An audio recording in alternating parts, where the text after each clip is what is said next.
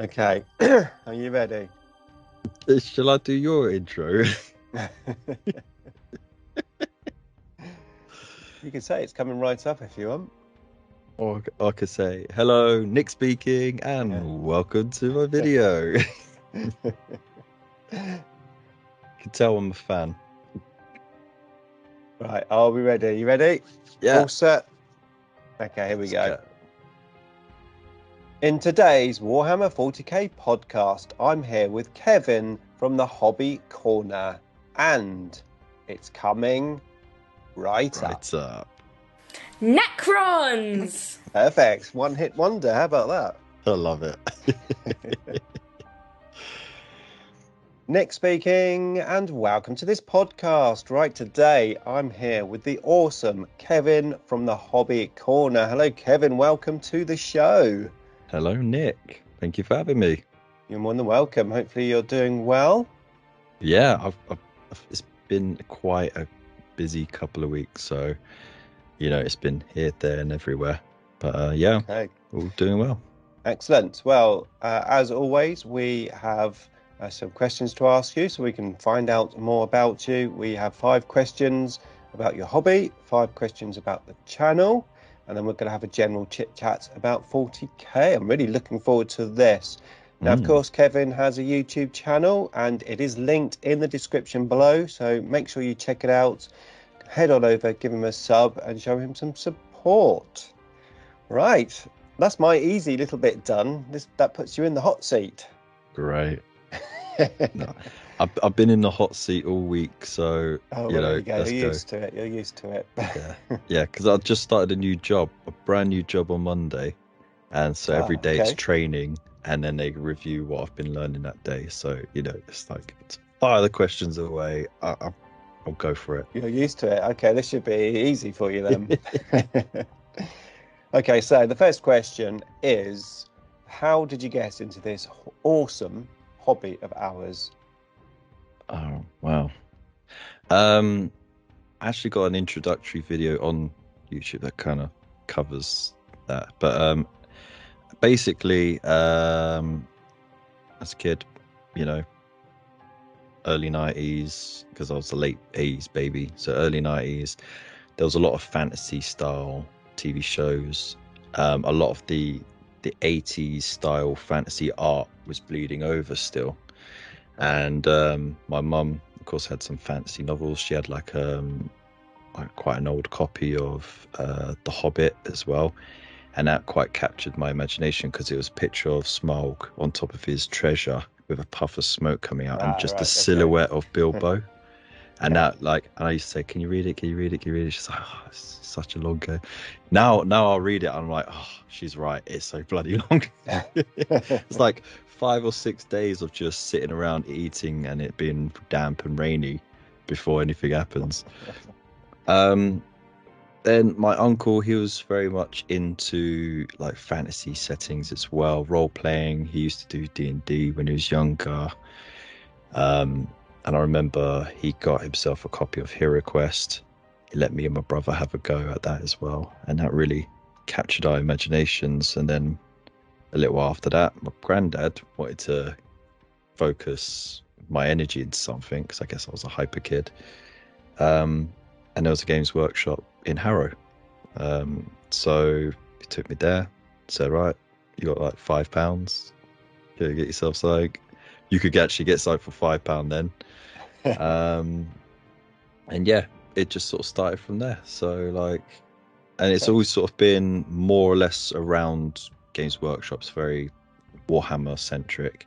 Yeah. And then of course when Lord of the Rings came in, because I was sort of wavering in and out a little bit on the hobby, topping up now and then, but never really committed. Lord of the Rings came in, I went head first from there on. So right, okay. So when how about 40k? When did you sort of well, my first miniatures was for 40k. Got the paint set with apologies, my first miniatures was actually Lizardmen, because they were in a basic paint set. And you got some Lizardmen warriors. Then after that I got another paint set, but it had Terminators in it, and they were from 2nd edition, I think. So that was my first delve into 40k. I was like, oh, these are great. And then, got myself tactical squad, a single bike, command squad for Christmas. And, I just built up on those. And then for Christmas, we got the 3rd edition box set, the one with the Black Templars and Dark Eldar on the front. Right, yeah. And me and my brother shared that out, and that was great. And of course, the best bit of that was the whippy sticks. So, if we caught each other cheating. So obviously I know at the moment, of course, you have Space Marines. Of course, you've come to my tournaments a couple of times. We've not drawn each other to play each other yet, have we? We haven't. But yeah, Space Marines. Have you always been into the Space Marines, or have you had any other armies along the way? When the Tau first came out, I got a box of Fire Warriors and a Crisis Battlesuit at the time, just to see if I fancied them. And they were all right. Trying to paint the main paint scheme at the time was an absolute nightmare, because it was a weird paint shade that you didn't have. It was like that brownie colour, wasn't it? And yeah. The camouflage as well, like camouflage. There was camouflage colours as well, but it was the trying to get that orangey brown was just pure nightmare. And then I think like a year later, because I was still playing with my ad hoc Space Marines, it was literally just bits and pieces I put together. It made no sense. It was all troops, a couple of bikes, and a dreadnought that had absolutely no right to have the loadout it did, because it was neither assault focused or long range. So it just didn't make sense. Just a bit of both. Yeah, it was kind of a bit of both, but the wrong mix. It was like twin link las cannon and a storm bolter with power fit. What are you going to do with that? Yeah. So,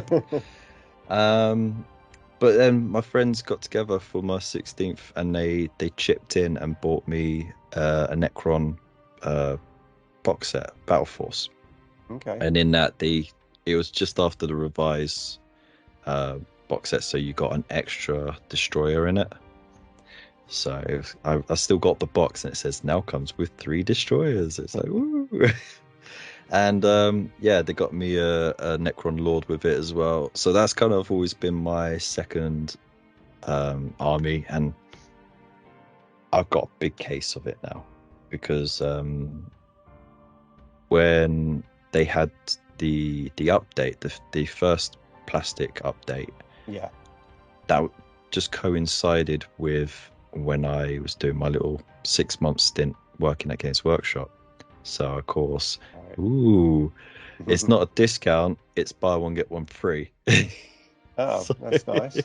But yeah, that's how you look at it. It's not like at the time it was 50% off, because they stopped doing it by weight because it was no longer metal stuff. So but essentially that's buy one get one free. So I bulked up, and now I've got a massive ammunition, Imperial ammunition army case full of Necrons, and I got like loads of weird like little poses and like half broken Necrons crawling and stuff like that. And the metal Necron Lord, that was one of the first conversions I did successfully. He had his like clawed hand like that. I was like, that looks a bit naff, so clipped it off, 2 paper clips for the wrist, had it like that, so he's like rise. And then I stuck him on top of 2 little scarabs, and had a 3rd scarab in front of him with a little green stuff resurrection orb on it. So it looks like he's rising at the same time he's being brought up, and I'd hide him behind a big line of scarabs just so it fitted in with the theme. Very cool. I really do like converting metal miniatures. I think it's obviously more challenging. So challenging. Yeah. And I had the 13th Company Wolven, the metal Wolven models, which is like one piece of pewter, and that was it. Yeah. And then when the new Wolven came out, I got a load of the weapons and converted the metal ones with the new weapons. Like really hard work, lots of green stuff and that. But It's a lot of pleasure when you actually see it painted and think, yeah, a lot of Oh, that is plastic on a metal model. Yeah, yeah, it's fun because like you know like you get to that stage where you're like, I call it the oh sh stage, right? Where yeah, you like the think no going backstage. I've messed up, I can't stop now. Yeah, But once you got paint on it, it covers up all the nooks and crannies and then you're like, ah, there we go. Now it's fine. yeah. But Thank you go God for through that phase weathering. with painting as well. Yeah. Oh, weathering is such a Yeah, covers up lifesaver. all the mistakes. Yeah, definitely. How often do you actually get to hobby stroke? How often do you get to play? So play almost never. I don't have time to go Is it to a game club. once a year basically at the Dominion War tournament? That's it. Yeah. Because I don't really have anyone local that I know that I can play with, Right, and yeah, then it's going to be setting up time yeah, to go to a club, and then that the whole starting afresh with a new social situation. I'm too old and tired for that. So I do my live streams on Twitch 3 times a week, and that's my hobby time. That's when I get building and painting right. done. It's Okay, live yeah, on camera, so warts and all, you see how I go. Um, and it's fun because then it's like a little hobby hangout. So I get to yeah, chat to people in the chat. We get to mess around, and we learn things on the fly as well. And I'll tell you what, the amount of stuff we've learned just because I've gone, I wonder what will happen if I do this instead of what I'm supposed to do. And like, it's like the biggest science experiment of Warhammer, and it's just great. So yeah, Have you thought that's my about hobby time. Tabletop Simulator? Have you fancied that? It doesn't. I had a look at it. I had a go, and I was like instantly. I was just like, forget this. It's just not the same. It's not Yeah, tangible. I've never tried it to be fair, but I know I wouldn't like it because the pleasure for me is having my models on the table Yeah. that I've painted and put all that time in and just Right. seeing them in action. Yeah. Like, I mean, like for example, I'm painting up some Tyranids I got from the Combat Patrol magazine. Never really done Tyranids before, right? But it's a brand new thing, Yeah, and I thought I'd try that out. But what's nice is the whole point of the hobby is that you have it in your hand. You can feel it. You can see the way you're bringing it to life. Um, for the good and the bad. yeah, But you also get to experiment more. Like I got a spare prime, so I thought I'd try a different color scheme. So you can mess around, and I know you can do that digitally, but it's not the same because you don't get to see it develop with each no, brushstroke, and that's coming from someone who I have a love-hate relationship with painting. Building 100% always. I love building, but painting, it could be this way or that way. But at the end, once it's done, it's like you got this little thing you created, you can be yeah, proud of it. But doing it online, I mean, if you want ideas for paint schemes, that's perfect. But it's no yeah. point because it's not the hobby, then, is it? No, I'm with you on that one. Even if I had no one to play, I'm pretty sure I wouldn't do Tabletop Simulator myself personally. I know a lot of people like it, but Yeah. yeah. Now, I have to say, obviously, having seen your army does look awesome, even when it's Thanks. only painted like the night before the tournament. It's an easy paint scheme to get away with. It's silver with a bit of yellowy orange on the shoulders, and then black patches here and there. Yeah. It's just done. So what chapter is your Space Marines? Silver Templars. Right. So they're Primaris only chapter that got introduced in the first Partworks magazine that they introduced just after 8th edition.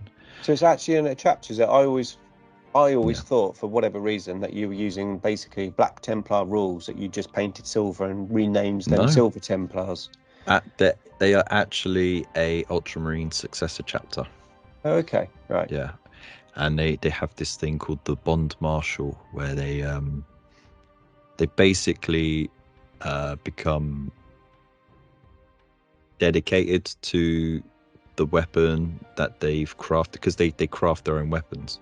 So through working with it, repairing it, building it, practicing with it, they form this bond with it, and it's a little bit too cozy, because like if it goes missing in combat for whatever reason, they'll literally die trying to retrieve it rather than just get a new one, which makes absolutely no sense whatsoever. What tactical purpose do you have?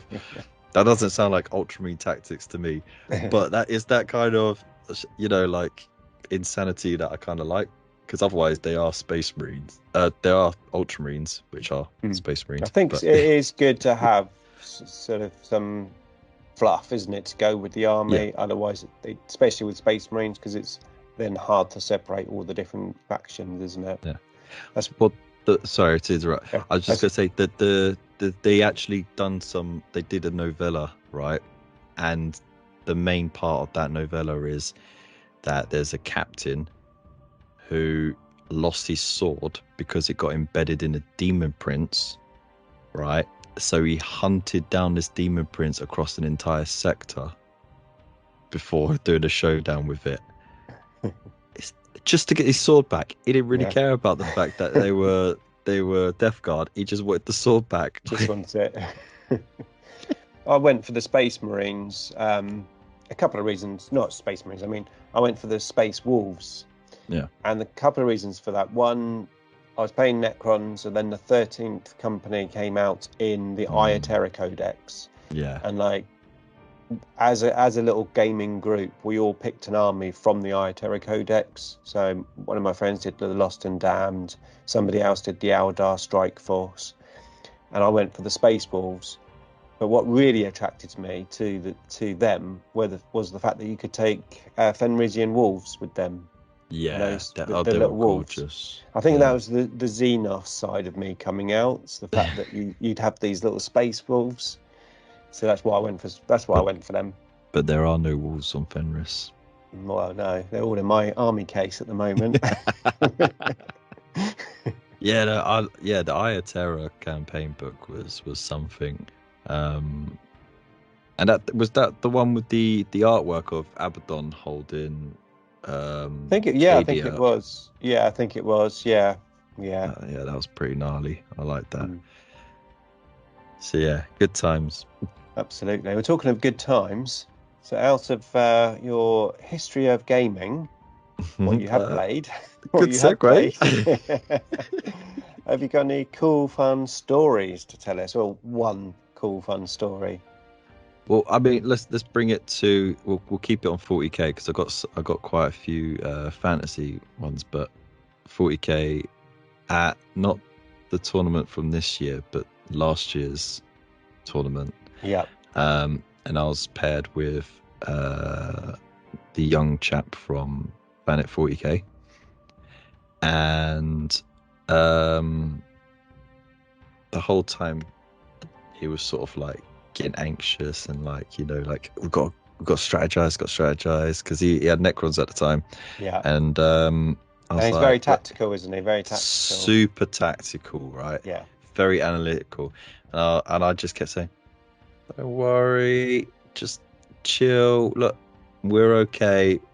We're covered. We take our time. Don't worry, man. Like, if we do, we do. If we don't, we don't. Have faith in the Emperor. And he was giving me side glances every time I said it. But like, we actually did okay, So there was a couple of games where it looked like we were going to get absolutely pantsed, but we managed to sort of pull it back. So yeah, no, I think I left a lasting impression on him for that, because it was just like, yeah, don't chill, man, just don't chill. Worry. Yeah. So yeah, no, that was a good laugh. And to be honest, his Necron list, it was a good support list. It really was. So it allowed my my Gilliman to have 2 turns to shine before he got shot off the board. Right. Yeah, because he had the Nightbringer, didn't he? And loads of scarabs and stuff. Those scarabs. You also had the Was it a Nightbringer? Oh no, that was the time before actually. No, because I partnered with him the first game, and then he partnered with you the second game. So he right. had lots of MSU units, like Ophidian Yeah, destroyers. He had some tomb blades. yeah. Yeah, He also had the chap with all the guns. Hexmark destroyer. Hexmark, Yeah, that's it. yeah. Yeah, I'm a Necron fan, honest. That's terrible with names. Um, but yeah, he played really well, and it was interesting to see how Gilliman can work. But I think what's really tricky with like big characters like that is you kind of have to manage your expectations. So he acts more of a support because of his special rules than actually getting into the thick of it. He just has those abilities in combat when you need them. But no one's going into combat with a Primarch. They were gunning it down. So Yeah, no, exactly. Yeah. but that game was against Voldemort and my former partner at the time, because Morlock was on my team the first round. So yeah, that was interesting to go. No, he wasn't on my team. Sorry, we were doing 1v1 because there was odd numbers, right? So Oh yeah, me and that's Morlock, right. Yeah. me and Morlock, and he had these gorgeous dark angels. Oh, they look great. But going up against him, and he was paired with Voldemort. That was tough. So coming away with basically a draw there, that was like, yeah. Yeah. And the whole time, my part is just like, we're gonna lose. Like, chill. It's just me there. Chill. Right, he's going, we're gonna lose. You got Murdoch laughing. You got Voldemort cracking jokes and go every time the dice were going. It was a good, fun game. So just that whole game, there was no specific part. It was just that whole game was great. And Voldemort is fun to play, especially when he's playing his Blood Angels, because it's like, you're gonna die in glory, and Yeah, he loves it, doesn't he?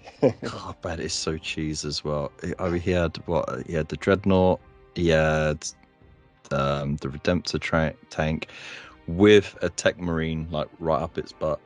So like, if anything went wrong, repair. Yeah. And it was just like, whoa.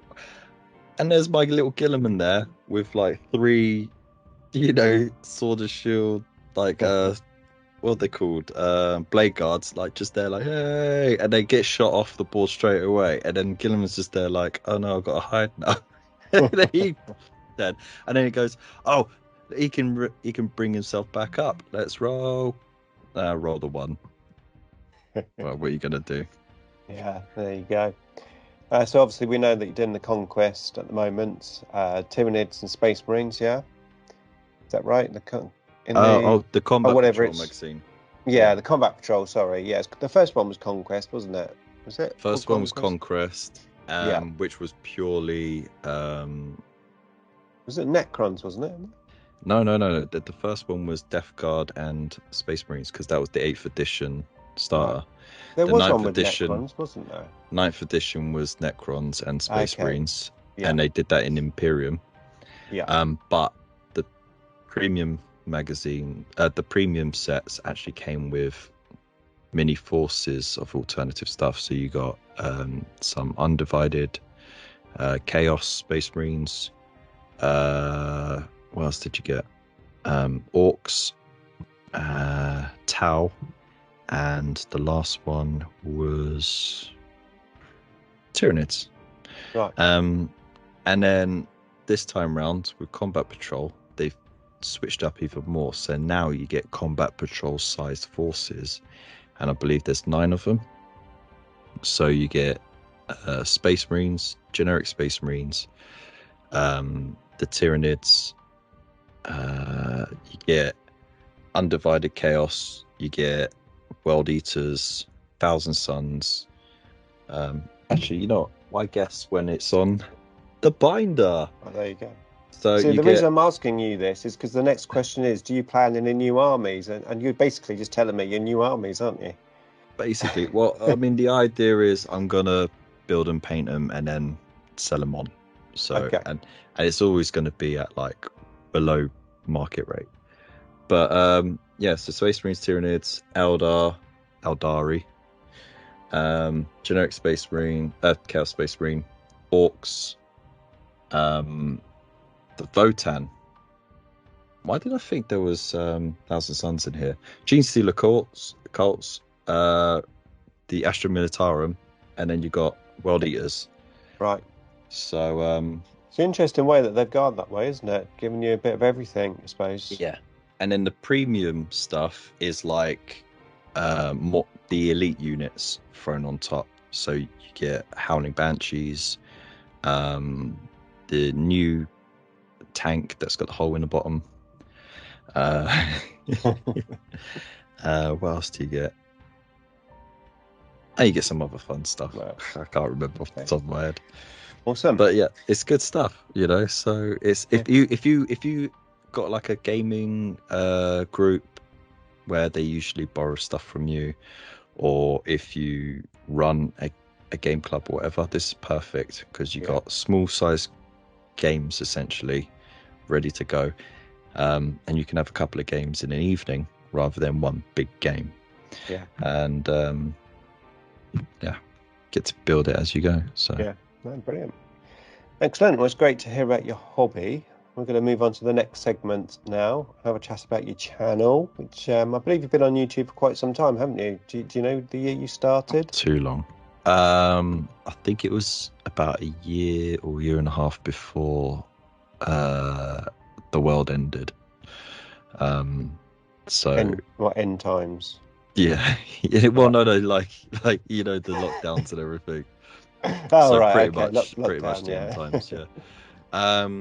So just trying to think exactly. It's probably 2017, 2018.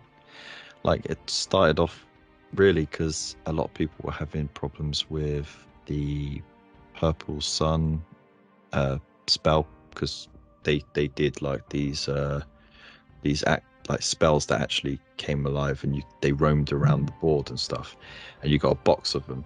And the Purple Sun, because it was a sphere, it was quite tricky because it had the pin and socket, and it was a lot of people were not familiar with that sort of easy to build style of building something. Yeah. So I saw a lot of people complain about it, and I got the box myself, and I thought, oh, maybe I can help. So I recorded myself building it, showing them, you know, if you just cut just a little bit off at an angle on these pins, they'll fit nicely in there because you don't get airlock, don't need so much glue then. Built it all up, and it helped a lot of people, and then I got a taste for it after that. And that's good because obviously everyone's got a different story of what inspired them to start their YouTube channel, which obviously is the question. I've not actually asked you the question, but you're answering it very well. Yeah. But thanks. no, it's quite interesting because I think that's quite unique in that, you know, you started your channel literally to try and help people, and I mean, what better way than to start a channel? Well, yeah, I mean, cool. I was umming and ahhing it for some time. Shall I like do a video of me painting something, or just do like an update video of, oh, this is what I've been working on? But it didn't really motivate me. But helping someone in, you know, do something that's a bit tricky in a hobby, that did. And then of course the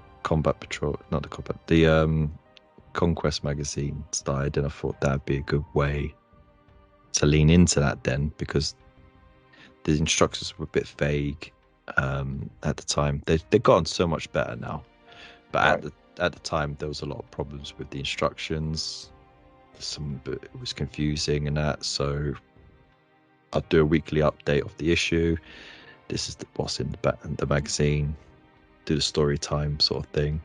Then I'd do the build and paint, and then we do a little playthrough. Yeah, I enjoyed that. And then during the lockdowns, I did some live streaming, got a taste for that, and that sort of became part of the weekly thing. So I do a couple of videos, and then I do a live stream at the end of the week. Yeah. And now I haven't done a proper video on YouTube in quite some time. I've been focusing more on live streaming. Yeah. So I live stream on both YouTube and Twitch at the same time. But this way, I've got more sort of, it feels more interactive. Because with a video, you spend hours filming it, you spend even more hours editing it, you post it, it could be a hit, could be a miss. But there's very little interaction apart from in the comments. Yeah, you're on your own effectively, aren't you? Yeah. But doing the live streams, I could talk to the people while I'm doing it, get direct feedback, do requests, and then they get to see the project unfold before their eyes in real time. And I think that helps this demystify some of the anxiety of doing a project, because a lot of people go, oh wow, that looks amazing, I'll never be able to do that. But if you could do it in real time with them, and they could be working on it with you at the same time at home, and if you make a mistake, it's on camera, can't hide it. Exactly, because like you never know if you're watching a tutorial, it might have taken them 5 hours just to get this one thing right because it was so awkward. And then on the video, it's like, I just put this into there and it worked fine. Dude, do you know how many times, right? Just on the first few magazines where you only got like 2 paints, and I was still trying to like get it perfect, and I'd have to keep going back over, and I'd waste so much time doing that. And I was just like, no one's going to care at this point anyway, because you're going to paint over it with more paints later. But I wanted it to look crisp and everything. I was just like, it's why. Looking back on it, it just feels, redundant. But yeah, no, I've got so much respect for people who can create content regularly. They've got it planned out. They can edit it. They've got a schedule for releasing it. Because I just don't have that kind of discipline, at least not anymore. Have you thought about doing like clips from your live streams? That's what a lot of live streamers do, don't they? So if they've got like a juicy thing in the streams, that they edit and clip it down and make a video from it. Well, I was thinking of doing that, but you either have to download the live stream, which takes forever. You record it while you're live, which doesn't take so long, but it can be a bit taxing if you haven't got a modern machine to run it on. Right, yeah. Or the other thing is edit on YouTube itself, but the website is so slow and cumbersome. It's almost impossible to do it. So I did try it a little bit because I thought that would be a great way of doing it. Like have like light bulb moments. I could clip it out and then post it. But then it's more work, That's and then, fair enough. and in the past year, I've been for 9 months of it, because I've been unemployed for just over a year now, and I only just started getting back into work this week. And for 9 months of that, I was homeschooling and trying to do a business from home. There was no way I was going to have energy, let alone time to really do that. And I only really dived into Twitch after I got made redundant last year. So I gave it a go. Didn't quite work, but I say to everyone out there, if you're passionate about it, if you really want to do it, go for it. There's nothing to stop you. And if you don't feel like it's for you, or if there's a different way of doing it that you feel more comfortable with, go for it. Because there's a lot of people out there who do well with just the shorts that they share on TikTok or on Instagram or on YouTube. Whereas other people are good at the long form content, and some people are good with live streaming instead. So, or if you're good at doing all of it, then you're a bloody unicorn. And, I think that's the thing, isn't it? Everyone's got their own forte, which is usually just ultimately down to what they enjoy the most, what they enjoy doing, or how they enjoy doing it. But the key thing, I think, is not to compare what you're doing with what other people are doing. Just be yourself, do your own stuff, and yeah, you may grow really quick, you may grow really slowly, but you know, the key thing is that the people that you're attracting to your channel and to your content are people who are going to enjoy it. Yeah, you know. I mean, there certainly is a format.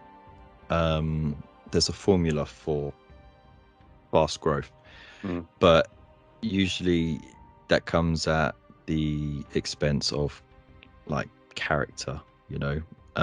So yeah, you'll get loads of views, you'll get loads of subscribers, but most of them won't stick around. The algorithm will change and then they will drop off quite quickly.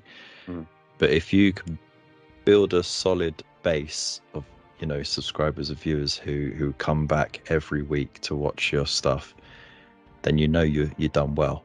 It doesn't have to be thousands. Okay, sure, you're not going to make any money on it, but you need like tons of subscribers and Patreons and people doing the memberships and stuff and affiliate links to actually make money on it. So don't think of it as trying to make money. No. Think of it as a creative outlet. But if money is the way you want to go, you're not going to make that much on the videos. Channel on 40k in the hobby. Yeah, don't choose another subject like cats.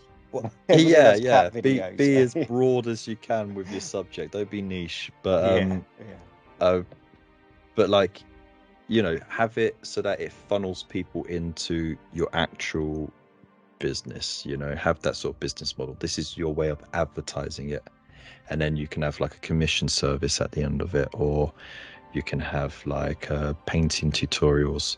Because a lot of people do that now, and that works out better because then you're actually doing your actual thing, and you're just spending a couple hours a week advertising yourself, rather than hoping that that's the thing that you're going to get rich on. Because if you want to get rich, literally just do Lego. Do Lego or Pokemon or Minecraft. Seriously. Or all three. Pokemon, Lego, Minecraft. Actually, Pokemon has a spin-off from Lego. I can't remember what it's called. Something blocks. And then Minecraft actually has Lego. So there you go. Do Minecraft Lego. How about Lego 40k? But Lego 40k. You know what? I've seen a lot of people do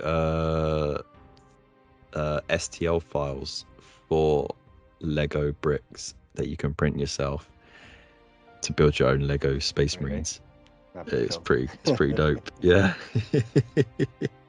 So talking of making money on YouTube, how is your channel going? How many subs have you got at the moment?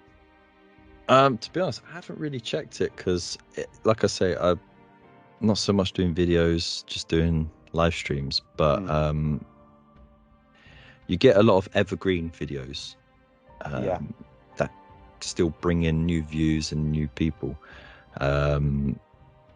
So, like, where am I at? I suppose, especially with the type of videos, though, like the hobby type chat type videos that you do, obviously a lot of people will put them on when they're painting and doing hobby, even if it's not live, they just have it on in the background, won't they? Well, yeah, but I mean, like, I don't really get a lot of people watching it back. It's more, most of the views will be people who actually tune in, and they'll tune in for like 20 minutes and then they'll go away. And then like at most I get like 50 or 60 people who actually come back to watch it again. But the videos that actually get watched are stuff like how to build the spirit hosts, because you know there's a lot of fiddly bits and very small contact points that you can miss. And that's an evergreen video because people are always going to need to see that until that kit goes. But at the moment I'm 15 subs shy of 1500 subs. Which is, I mean, like the challenge of getting to 1,000 was a real, like, you know, thing, and I got stuck on 900 and then 950 for so long, and then like since breaking 1,000 it's sort of just, it's grown organically. Actually, yeah, I did the same actually, because I had a bit of a little bit of a boost, let's say, when I got to I was on 5,000 subscribers, and then I gained 1,000 subscribers in a month, and then the next month another 1,000, and it just spiraled, and I got all the way to 9,000 subscribers, and I thought, oh, next month I'm gonna hit 10,000, like, and then it just died. What's that like? It just died. And I was on I'm not 9,000. jealous. I was on 9,000 subscribers for like 6 months after that. It's like, oh, when am I ever going to get to 10,000? Yeah, it's sort of slow because you kind of you found your niche, which is Necrons, but of course that's a niche within a niche. Yeah. So it then you sort of, it's harder to grow. But I mean, the way and especially since 9th edition with the Necrons. Yeah, that must have really bumped you yeah, up. every time a new edition comes out or a new codex for Necrons comes out, obviously I do get spikes. Which, yeah, some of that is like older videos, but it's also obviously being able to make a lot of new videos in that period as well. Yeah. When 10th edition codex came out at a horrible time. It was like just before Christmas, I think. And I work a lot over the Christmas because I work in retail, so my opportunities to make videos wasn't that great. And then in January, YouTube on the whole doesn't perform very well in January, so it's just a really terrible time. So I didn't actually do that well when the 10th edition Necron Codex came out, which was a bit disappointing because when the 9th edition one came out, I had like 2 or 3 months of like nice, really good growth. But that just didn't happen this time. But it's one of those things, isn't it? I'm growing steadily, and that's all you can ask for, really. So I mean, that's the best. It's as long as it's going up, not down, right? Yeah. And like God knows, I had so many of those where like the number would go up and then it would drop, and I'd be like, why? And it was because there's bot purges, right? So your subs drop now and then because the bots get cleared out, and it gets a bit demoralizing when it keeps happening before you get to that target. And you're like, but I mean, like on Twitch, I've got 435 followers, which kind of translates to more than the subscribers I have, because like different platforms, they have like a slightly different metric. So like followers on Twitch would be the equivalent of like 3 or 4 subscribers on YouTube, because they the way the revenue works out, the way the viewership works out, people are going to be more engaged for longer, so they're watching you for longer, which means more ads, more ad revenue. The subscribing element of it as well, you get quite a fair share of it, and it's worth more than a membership on YouTube as well. So the metric on that is quite. It's kind of like at TikTok, you could have like 10,000 followers on that, but it wouldn't be equivalent to 1,000 followers on YouTube. No, because it's just like a 10-second swipe. Yeah. So that's growing nicely. YouTube's still going, so we're good.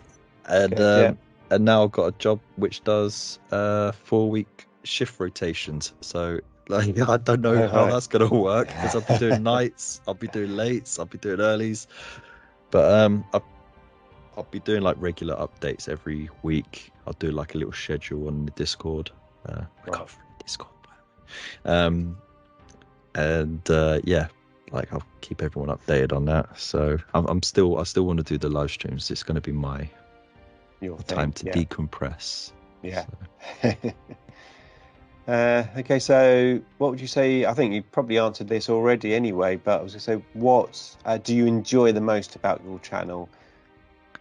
Yeah, just the interactions. Doing the live streams, it's just the real-time interaction.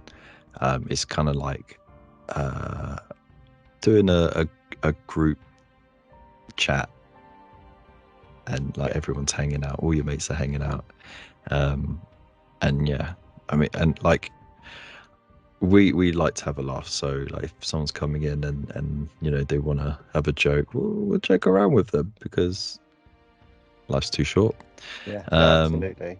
And if anyone does want to spoil everyone's fun, well, I've got 2 wonderful mods in the chat who will just like throw down the ban hammer, so it's all right. Excellent. Well, it's great finding out about your channel. Yeah, just a reminder, there's a link to Kevin's channel in the description below. Head on over, maybe give him a sub and get him to 1,500 subscribers. That'd be cool. Okay, so we didn't actually get through all of those hobby questions, but I've just moved on because we've got about 15 minutes left. And we're now going to talk about 10th edition and gaming, etc. Now, I know obviously you've only played like 2 games this year of 10th edition. Yeah. But you've from those games, you've obviously experienced how 10th edition like works and operates. Yeah. What do you think of it compared to some of the other editions that you've played?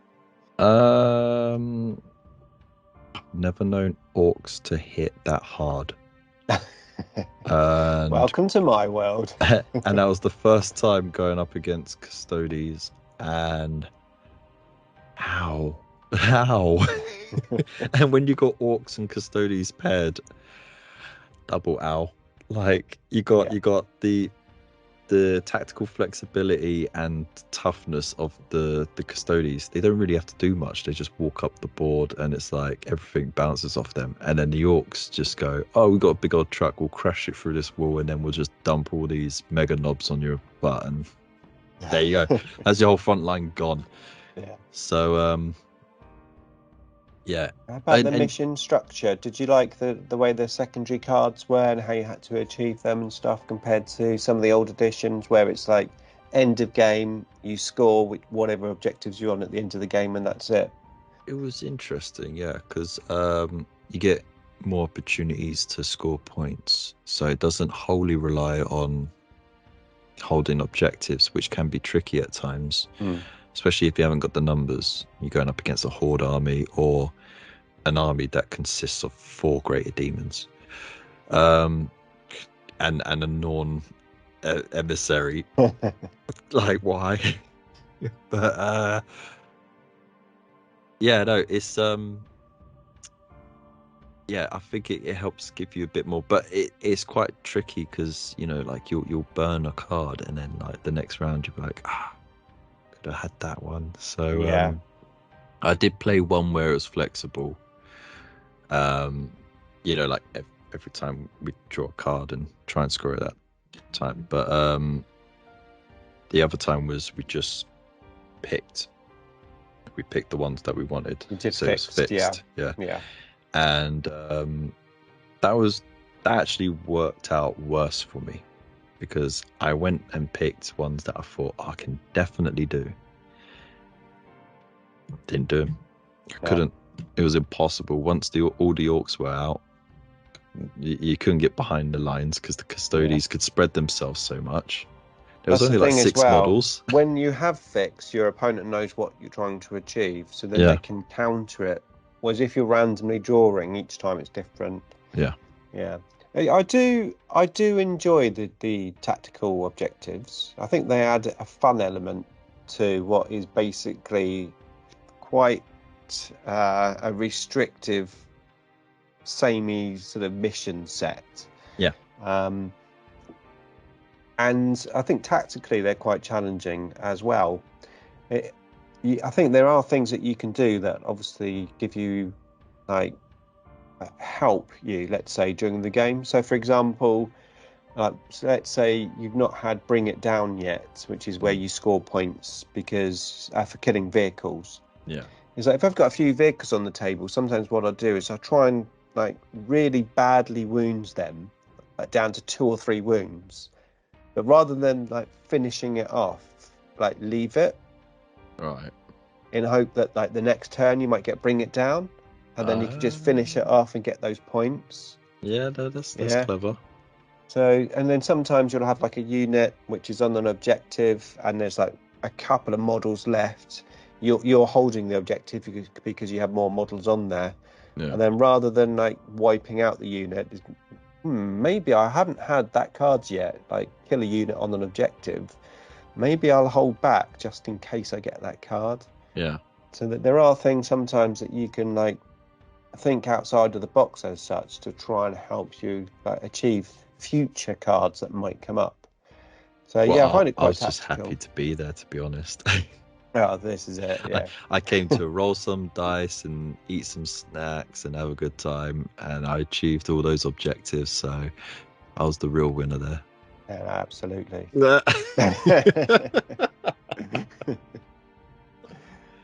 Let's see if we can get some of these questions that might actually be relevant to someone who doesn't really play that much.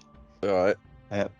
How long do you think an edition should last? We're currently on a 3-year cycle, approximately. 5 to 6 years, hands down.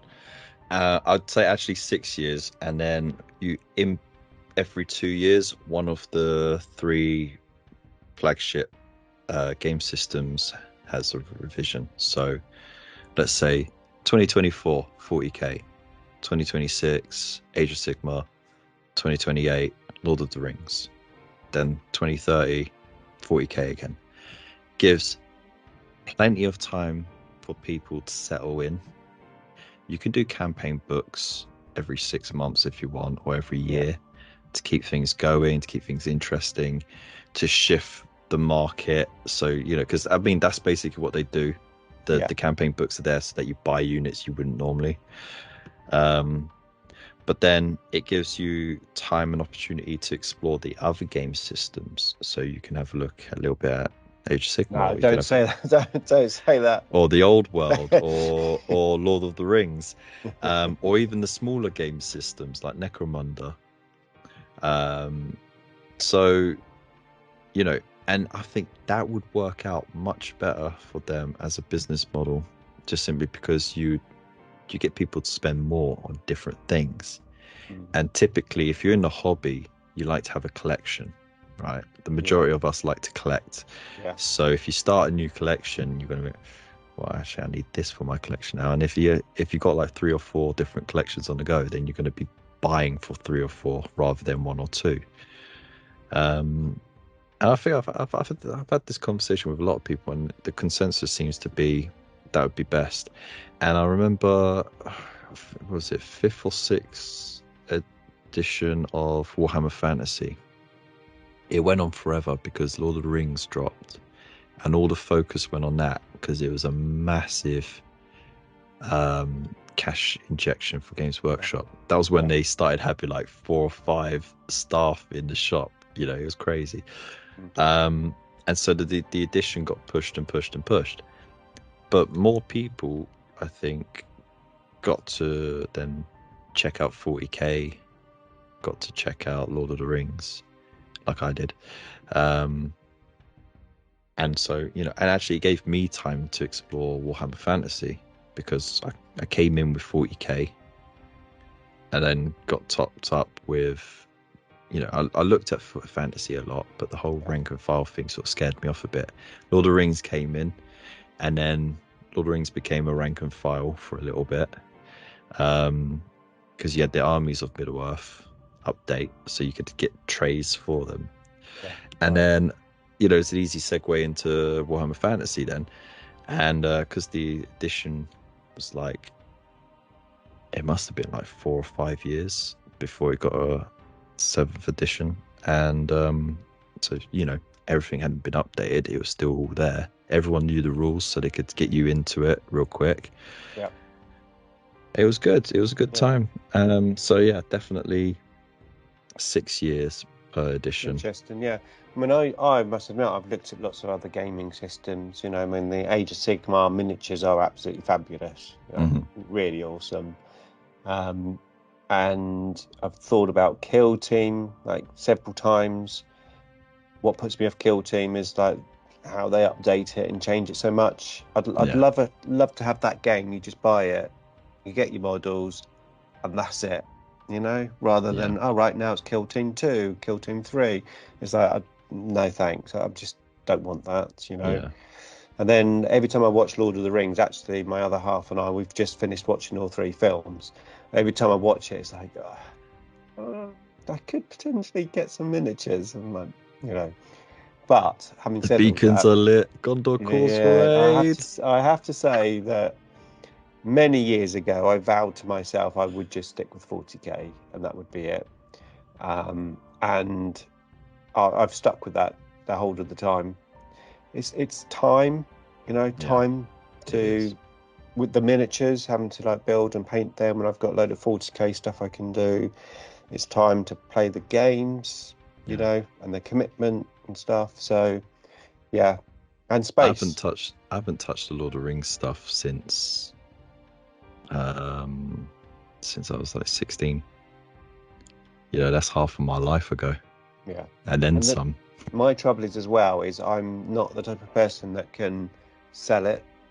You know, I'll buy it, paint it, build it, and once I've done that, it's like, yeah, it's mine. I'm not going to sell it, even if I don't use it. I'm never going to sell it. Yeah. Yeah. Well, a lot of people do, don't they? Yeah. I mean, like, I've got every single Lord of the Ring miniature I ever got. They're all in cases in the cupboard, you know. So I know what that's like. Same with my fantasy ones. The only reason why I've sold some Age Sigma and 40k stuff is because I didn't really, get that attachment to it. I hadn't like got a memory to it. It was just I was just painting something because I happened to have it because of this magazine or because it was the other half of the starter set. I had no one to play it with. I didn't need it. It's not going in my collection, so it'd be better if I got rid. It could just be an age thing, could be a maturing thing, but I still keep little things like that. That's what this is all about. Ooh, it's fancy. I have sold one miniature in my whole career. You didn't. One miniature. You absolute hypocrite. Yeah. It's from my 13th company, Space Wolves, because at the time I was playing against a Demon Hunter player, and in the back of the Demon Hunter book there was special rules where your opponent's models could turn into demons if they're playing you. So I bought a demon prince, but it's the little pewter one, you know, the one with the things on the wings on the back. And I bought one of those. I never painted it because back then we never played painted models. We painted models obviously, but the whole army wasn't painted, so I hadn't painted it. But I used to proxy that as my Wolf Lord when he changed into a demon, using the rules in the back of the Demon Hunter's Codex. Nice. However, obviously the Demon Hunter Codex went and that rule disappeared, and I ended up with this Demon Prince, and my buddy did demons, so he wanted to buy it. So I said, yeah, I'm never going to use it again. So I sold it to him. So that's the only miniature I've ever sold. So but it worked out quite well. Because I had Venrisian wolves. Yeah. I had the fantasy Venrisian wolves because you couldn't buy 40k ones back then. Mm-hmm. So I had the fantasy ones. But what I did, because my army was like locked in the Eye of Terror and they were a bit chaosy, is I bought some of the Chaos Wolfhounds. So I had 20 Venrisian wolves, and I had one unit which like Chaos wolves. Nice. And I used those as the demons for the Demon Hunter Codex. Right. But I kept those because they actually were part of my army. Was the Demon Prince I bought specifically for my Wolf Lord to change into. Yeah. That's awesome. And like the Witch Hunters had some great miniatures, right? And the conversions that people did for that, like to have their own different like Inquisitors and stuff. I mean, that was a good time for getting creative. Absolutely, yeah. I do have a question for you, though. Okay. If you don't mind. No, go for it. The conversation of free rule sets comes up quite a lot. What's your opinion on that? In what form would you like to see it? Like, you know, a carte blanche free rule set, or maybe just the basic rules? And what do you think that would have a positive impact or negative? I think it would. I think now, I mean, if you'd asked me before the Warhammer app came about, I would have said, free download rules for everyone. But in the reality, when you're using the app is so great. I think that all the rules should be on the app. Mm-hmm. I'd be happy to pay for the app if all the rules were on it. Right. I'm not worried about like Warhammer Plus and all the other stuff. It's just that the rules on the app. if that was $2.99, had all the rules on there, I'd still personally go out and buy my Necron Codex, because that's a different thing. You know, I'm buying it for a different reason. Yeah. I'm not buying it for rules, really. Yeah, the rules are in there, and that's nice, but I'm buying it as a collector. Yeah. You know, more than anything. So yeah, I think the rules all on the app is what they should be. You shouldn't have to buy a codex and unlock it on the app, and you know, all the rest of it. Yeah. So I think there should be some flexibility to it. I think, like, for example, if you want it just on the app alone, you should be able to get the rules for your codex at a reduced fee, right? But then, like, if you buy the hard copy, you get a code inside, so you can unlock the digital version. So that way, you know, you got your hard copy as a collector, but then you got your digital version just for ease. I don't know if a subscription model would work though, but it would be nice if just like the base rule set was free, and then like if you wanted the special rules for your codex, that was the thing that you paid for. So you could always check everyone's data sheets, so you can keep an eye on, because a lot of the issues with playing against other armies is you don't know their rules.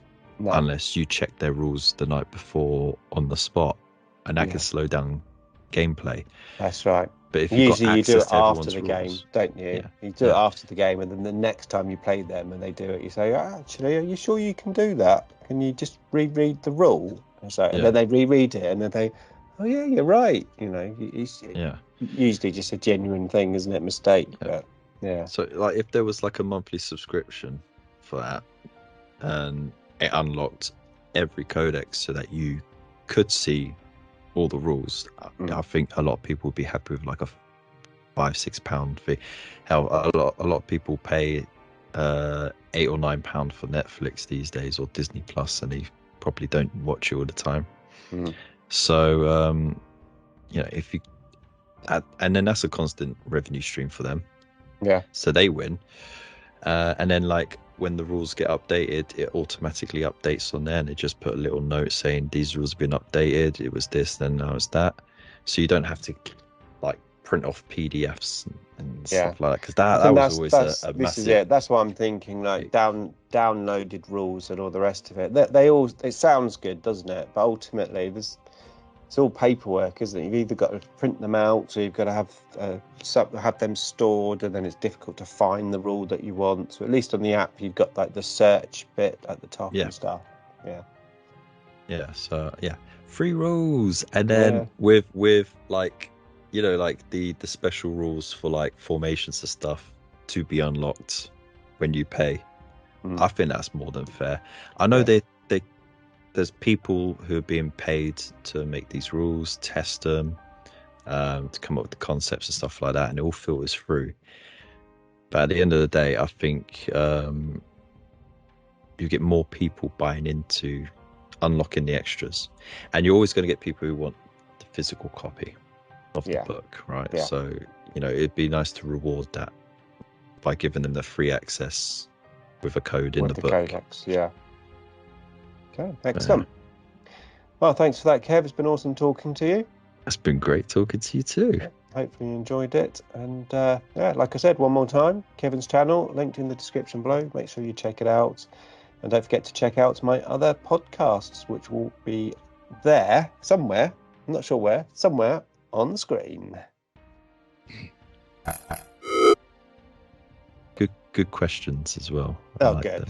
Yeah. We did quite well there, because the hobby section at the start, we did like 25 minutes where, and I thought, this is quite good, because we're not going to be able to probably talk too much with those questions at the end. Yeah. Obviously, where you haven't played much and stuff. So I think it was a nice little mix there. We did a bit of like 10th edition at the end, didn't we? So yeah. I mean, I got fond memories from the tournament. You know, that's it's a great little tournament, and it's a nice way to just catch up with everyone as well. And it's a great excuse just to drive for a bit in the car and get away from everything, you know. So There's always a bonus. Excellent. So I'll mark you down for next year. Oh, Yeah. 100%. Yeah, it'd be good to see you and the gang again.